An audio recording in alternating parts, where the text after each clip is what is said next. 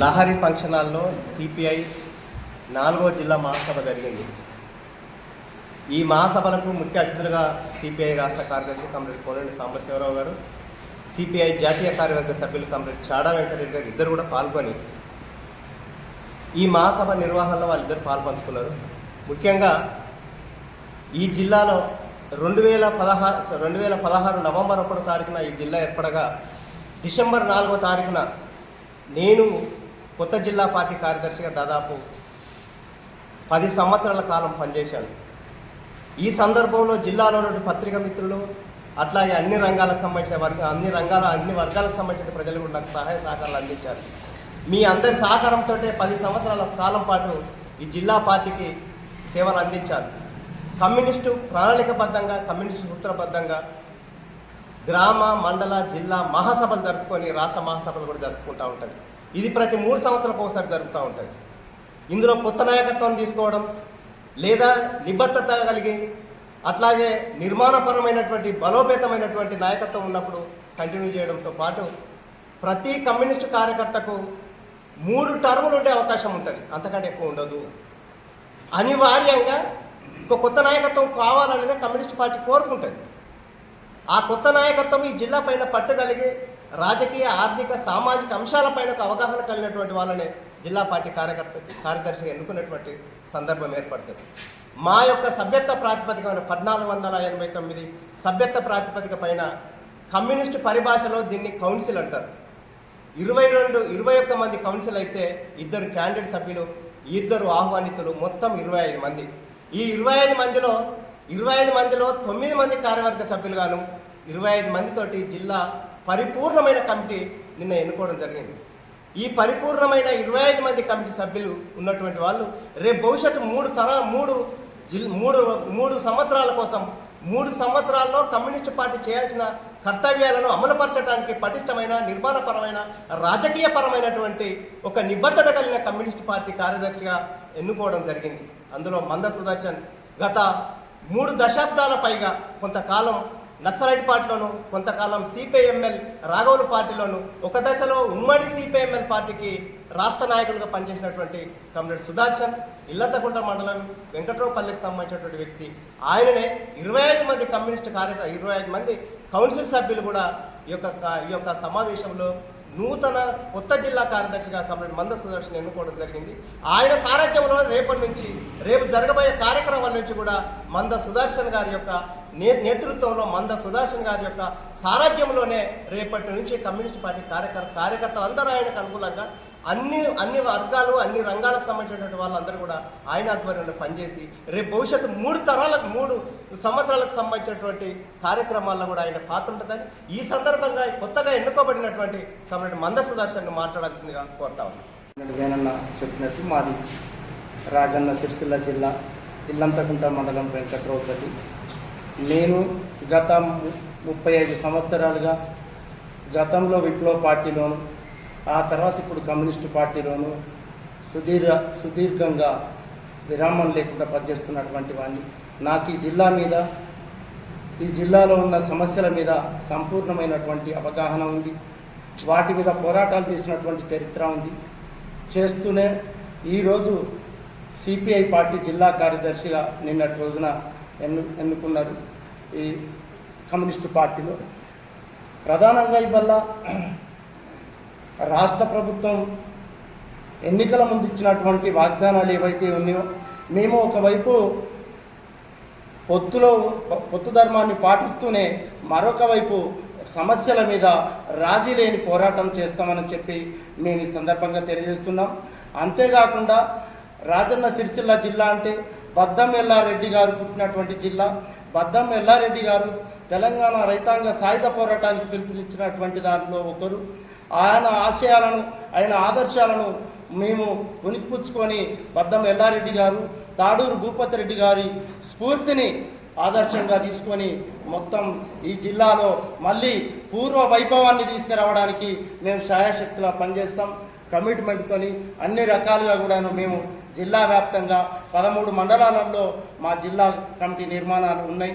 వాటిని మళ్ళీ తిరిగి 20-30 సంవత్సరాల కింద ఏ పరిస్థితులు అయితే సిహెచ్ రాజేశ్వరరావు అయితేనేమి, ముకుందలాల్ శుక్లా అయితేనేమి, బద్దం ఎల్లారెడ్డి గారని అయితేనేమి, వీళ్ళ ఆదర్శాలను తీసుకొని ఇలా కమ్యూనిస్టు పార్టీని మరింత బలోపేతం చేస్తామని చెప్పి ఈ సందర్భంగా తెలియజేస్తున్నాం. అంతేకాకుండా ఇవాళ కేంద్ర రాష్ట్ర ప్రభుత్వాలు ప్రజల పక్షాన పనిచేయట్లేదు. ఇలా ప్రజాపాలన అని చెప్తున్నటువంటి రాష్ట్ర ప్రభుత్వం ప్రజా సమస్యలన్నీ కూడాను మొత్తం ఏ సమస్య చూసినా ఇలా మధ్యాహ్న భోజన కార్మికుల సమస్యలు పెండింగ్లో ఉన్నాయి, బిల్లులు రాక. అదే రకంగా ఉపాధి హామీ కార్మికులై ఉన్నాయి. అన్ని రంగాలకు సంబంధించినటువంటి బిల్లులు పెండింగ్లో ఉన్నాయి. ఏ సమస్యకు కూడా పరిష్కారం చూపించట్లేదు. అందుకని ఈ సమస్యలన్నిటిపైన మేము రాజీ లేని పోరాటం చేస్తామని చెప్పి మేము తెలియజేస్తున్నాం. అంతేకాకుండా కేంద్ర ప్రభుత్వం ఇలా కగారు పేరుతోని ఆదివాసీలను హతమారుస్తూ ఆ యొక్క ఛత్తీస్గఢే కాదు మొత్తం రాష్ట్రంలో ప్రశ్నించేటువంటి గొంతులను నొక్కివేస్తూ మరి ఒక పాశవికమైనటువంటి దాడులు చేస్తూ చివరికి వస్తే ఆ శవాలను కూడా ఆ కుటుంబ సభ్యులకు ఇవ్వకుండా ఒక నియంత తరహా ప్రభుత్వం, కేంద్ర ప్రభుత్వం తీర్పు వ్యతిరేకంగా మరి మొట్టమొదటిసారిగా హైదరాబాద్ కేంద్రంగా ప్రెస్ మీట్ ఒక సెమినార్ పెట్టింది సిపిఐ పార్టీ కూనంనేని సాంబశివరావు గారు అని చెప్పి ఈ సందర్భంగా తెలియజేస్తున్నా. అంతేకాకుండా మొత్తం ఈ దేశంలో ఉన్నటువంటి వనరులన్నీ కూడా మొత్తం అదానీ అంబానీలకు గంపగుత్తగా దారదత్తం చేయడానికి మాత్రమే ఈ యొక్క కగారు యుద్ధం జరుగుతుందనే విషయాన్ని మేము చెప్పదలుచుకున్నాం. అందులో భాగంగానే ఇవాళ ఆదివాసులను హతమారుస్తూ మరి అక్కడ ఉన్నటువంటి ఖనిజ సంపదను కొల్లగొట్టడానికి చేస్తున్నటువంటి కుట్ర అనేది ఇవాళ ఈ ప్రజలకు తెలియజేస్తూ అన్ని రంగాల్లో కూడా మేము పనిచేస్తున్నటువంటి ప్రాంతాలలో కూడాను మొత్తం ప్రజలను చైతన్యవంతం చేస్తూ మొత్తం జిల్లాలో సిపిఐ పార్టీని మరింత ముందుకు తీసుకుపోవడానికి నేను శక్తివంతం లేకుండా పనిచేస్తానని చెప్పి నేను ఈ జిల్లా ప్రజానీకానికి తెలియజేస్తున్నా.